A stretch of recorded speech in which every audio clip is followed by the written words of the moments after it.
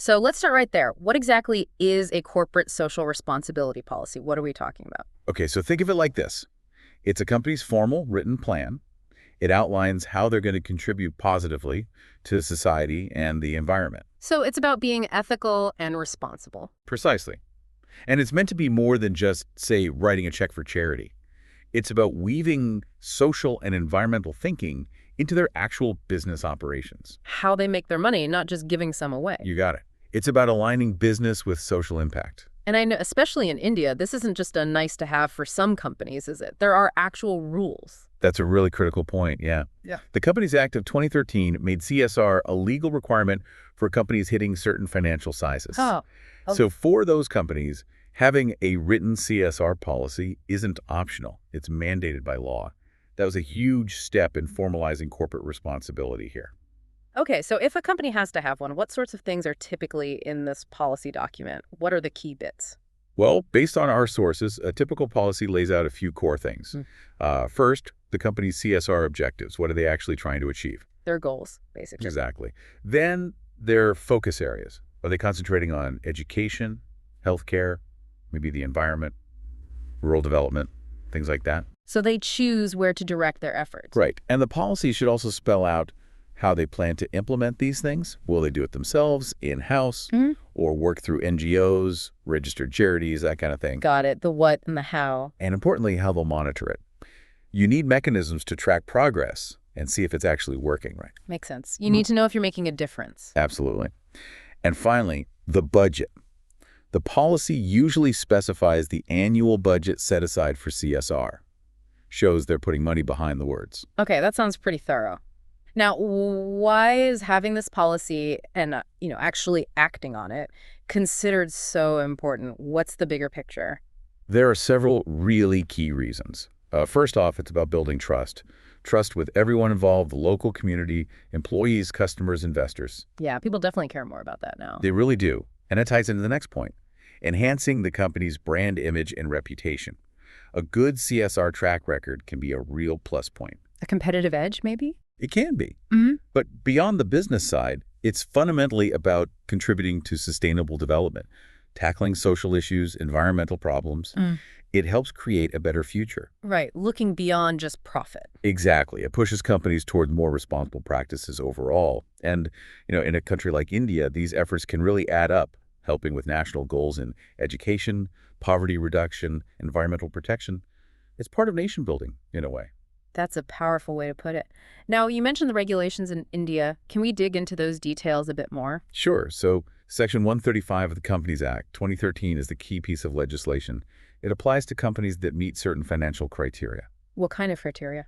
It's companies with a net worth of 500 crore rupees or a turnover of 1,000 crore rupees or more, or are a net profit of 5 crore rupees or more in any financial year. Okay, so pretty substantial companies. Generally, yes. Yeah. If a company hits any of those marks, they have specific obligations. They need to set up a CSR committee on their board. Right. They have to spend at least 2% of their average net profits from the last 3 years on CSR activities. Ah, the famous 2% rule. That's the one. And they need to report on these activities in their annual reports and on their websites. If they don't spend the full 2%, they have to explain why. So there's accountability built in. There is. And the Act also includes something called Schedule 7th. This lists the kinds of activities that qualify as CSR. What's on that list? It's quite broad, actually. Things like eradicating hunger and poverty, promoting education, gender equality, environmental sustainability, rural development. Lots of important areas. It gives companies a clear framework. Okay, that gives us a really solid grounding in what CSR policy is, why it's important, and the legal side in India. Let's pivot now to the real world. How are leading organizations actually doing this? Yeah, this is where it gets really practical. Let's kick off with Hindustan Unilever Limited, HUL. Their whole approach seems deeply embedded in their business. Okay, HUL, what's their angle? Their stated goal is making sustainable living commonplace, ambitious. Their CSR policy flows from their global strategy, the Unilever Compass. Unilever Compass, what does that involve? It focuses on 3 big things: improving the planet's health, improving people's health and well-being, and contributing to a fairer, more inclusive world. Big pillars. Definitely ambitious. So how do those big ideas translate into actual CSR programs? They break it down into key focus areas. One major one is promoting health, hygiene, and nutrition.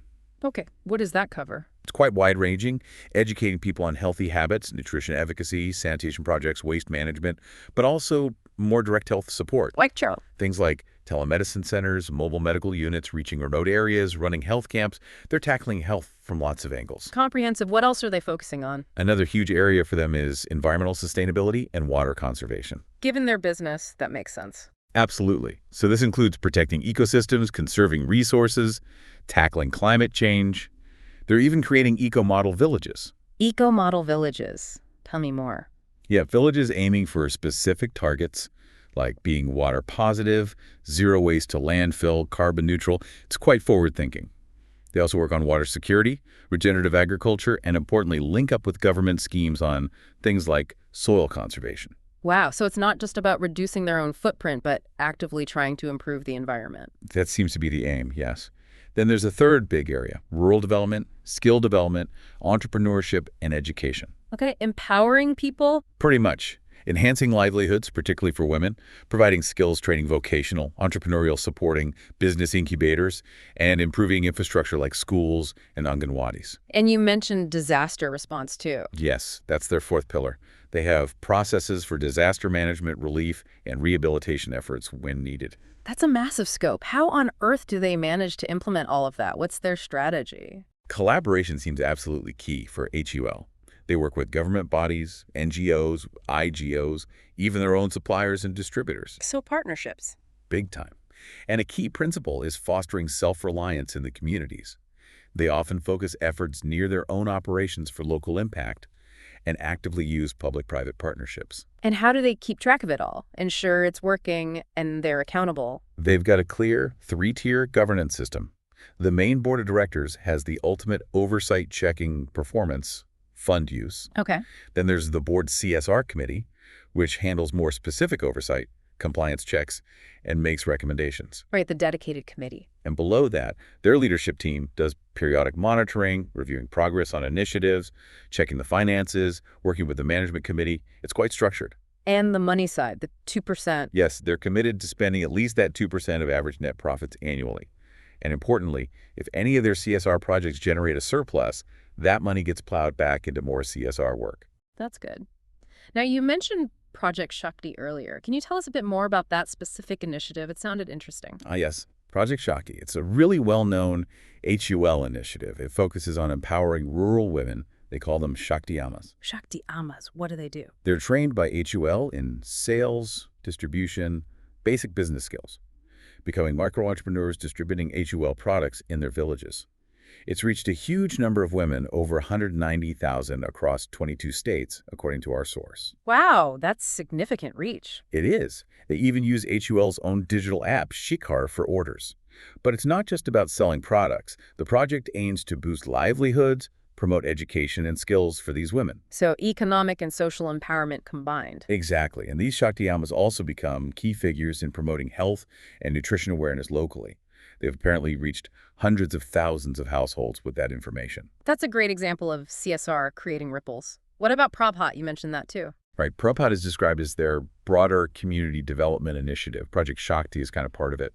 But the source material we have kind of trails off there, so we don't have the specific details on everything Prabhat covers. Understood. Still, HUL gives us a very clear picture of a large-scale integrated approach. Who should we look at next? Let's move on to another major player, ITC Limited. Their policy is also very focused on sustainable development. ITC. Okay, what's their core philosophy? Their aim is really about tackling broad socioeconomic and environmental challenges, creating sustainable livelihoods, building future capabilities, health, heritage, disaster relief. It's quite encompassing. It sounds like a wide net. What are their specific focus areas then? They are quite extensive, yeah. There's sustainable livelihoods and poverty alleviation. This includes things like afforestation, water stewardship, sustainable agriculture, livestock development, and women's empowerment. Okay, a lot on the environmental and agricultural side. Yes. Then there's building capabilities for tomorrow. This covers education, vocational training, sanitation, including specific school programs, safe drinking water, and solid waste management. So future-focused infrastructure and skills. Exactly. They also have healthcare and nutrition, preventive care, mother and child health programs, and interestingly, cultural heritage in sports. Oh, that's a bit different. Yeah, focusing on protecting national heritage, art, culture, even traditional music and sports. Mhm. And finally, like HUL, they have a strong focus on disaster relief and assistance. That is a diverse portfolio. How do they go about implementing all this? ITC uses a mix of approaches. They have their own internal teams running projects. They work with external agencies who have specific expertise. And significantly, they have their own dedicated trusts. Trusts, like charities set up by ITC. Exactly, like the ITC Education and Healthcare Trust or the ITC Rural Development Trust. These handle specific program areas. And their philosophy on implementation. Similar themes to HUL, actually. Emphasis on self-reliance for beneficiaries, skill building, focusing efforts near their operational areas, and using public-private partnerships. Right. And the governance. How is it overseen? Again, a structured approach. They have a CSR and sustainability committee on their board providing oversight. They create a detailed annual CSR action plan outlining programs, budgets, execution plans, monitoring methods. A yearly roadmap. Pretty much. And their corporate management committee ensures alignment with national priorities. Financially, same commitment, at least 2% of average net profits annually, with any surplus reinvested in CSR. They also make their policy public on their website. Good to see that transparency. It's interesting how consistent that 2% commitment and reinvestment model seems to be. Okay, who's next? Let's look at the HCL Foundation. This is the dedicated CSR arm of HCL Technologies, set up back in 2011. HCL Foundation. So run by the tech company, what's their focus? They're very clearly aligned with big development goals, both national missions in India and the International Sustainable Development Goals, the SDGs. Ah, the 17 SDGs. Precisely. Their policy emphasizes inclusivity, gender transformation, and supporting marginalized groups. It's about long-term, sustainable programs. And which specific areas do they concentrate on? Their primary focus areas include early childhood care and development, ECCD education, health, skill development, livelihood, environment, and also disaster risk reduction and response. It maps quite well onto those broader SDG themes. Right, kind of comprehensive set again. How does the foundation actually implement its projects? So they use a dual approach. They run some programs directly themselves using their own teams and resources. Okay. And they also collaborate quite extensively with partners registered trusts, societies, Section 8 companies that meet the legal criteria. This lets them leverage expertise and scale up their impact. So a mix of direct action and partnerships. What about oversight and funding? Oversight comes from the main CSR committee of HCL Technologies itself. They ensure the foundation's work aligns with the overall policy and legal requirements. And they have strong monitoring and evaluation processes built in. And the funding follows the pattern. Yes, HCL Technologies commits at least 2% of its average net profits annually through the foundation. And again, any surplus generated gets reinvested into CSR work. Can you give us a flavor of some of their main programs? What do they look like in practice? Sure. They have some really interesting flagship initiatives. HCL Grant is one that specifically supports NGOs doing great work in rural development, focusing on environment, health, and education. So supporting other organizations? Yes, recognizing and funding strong grassroots work. Then there's SEMUDE. This is their integrated rural development program aiming to create model villages. Addressing multiple needs in one place. Exactly. UDE is their urban equivalent, focusing on education, health, and livelihoods in cities. Clean Noida is a very specific project tackling waste management in that particular city. Targeted urban intervention. Right. And they also have Herit the Green initiative, which is all about environmental conservation through community engagement. It sounds like they have a very clear structure with distinct programs for different needs. Okay, one more example to look at. The Azim Premji Foundation. Right, the Azim Premji Foundation, established way back in 2001 by Azim Premji himself. Their vision is very broad, aiming for a just, equitable, humane, and sustainable society. A very principled mission. What does their CSR policy, effective from 2021, focus on? Their focus is incredibly strong, almost laser-like, on education. That's really their core area. Education. How do they approach that? They work deeply on improving quality and equity in education, collaborating extensively with government schools across the country. They're also very involved in policy advocacy, trying to shape educational reforms systemically. So working both on the ground and at the policy level. Exactly. While education is primary, they do also support work in health and livelihoods, particularly for marginalized communities, improving healthcare access and sustainable income opportunities. And their implementation style. It seems to be largely based on direct engagement. They have teams working directly in various states, collaborating with local governments and communities. They do partner with others too, but direct work seems central.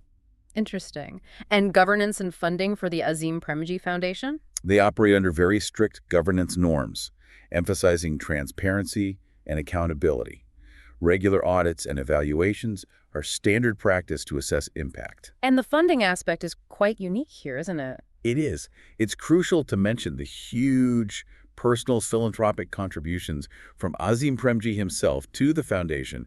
It underscores a deep personal commitment. Absolutely. And it's also worth noting they committed significant resources specifically to address the COVID-19 crisis, showing that responsiveness. Their policy documents are also available publicly. That's really inspiring, the depth of focus, particularly on education and that level of personal commitment. Okay, so we've looked at HUL, ITC, HCL Foundation, and Azim Premji Foundation, quite a range of approaches. What are the common threads you see running through all of them? That's a good question. Even with the different focus areas and methods, some key things stand out. First, they're all operating within that legal framework of the Companies Act, especially Section 135, and meeting that 2% spending commitment. That's a baseline. Right, the compliance piece. Yeah. Second, there's a very clear shared focus on creating positive societal impact, whether it's health, education, environment, livelihoods. It's not just symbolic. And third, they all have established structures for implementation and governance. It's not ad hoc. There are committees, plans, monitoring systems to ensure accountability and effectiveness. So to wrap things up then, it seems clear a CSR policy isn't just paperwork, it's a vital framework for companies aiming to contribute positively. And in India, for many, it's a legal must-do. Definitely. We've seen how different leaders tackle it diverse paths, but all aiming for impact in areas like education, health, environment, livelihoods. It really highlights how CSR is moving beyond just charity to become really a part of how responsible businesses operate. Absolutely. Understanding these policies and the actions they lead to gives us a really important way to look at how companies are engaging with their wider responsibilities. So maybe a final thought for our listeners to chew on. With mandatory CSR being a reality now for so many Indian companies, what might the long-term impact be on society's development here? That's a big question. It is. And also, what's our role as individuals, citizens, consumers, employees in encouraging this and holding corporations accountable for the impact they claim to make? Maybe take a look at the CSR reports of companies you interact with regularly. You might be surprised what you find. It's definitely worth exploring. Thanks for joining us for this deep dive. We'll catch you next time.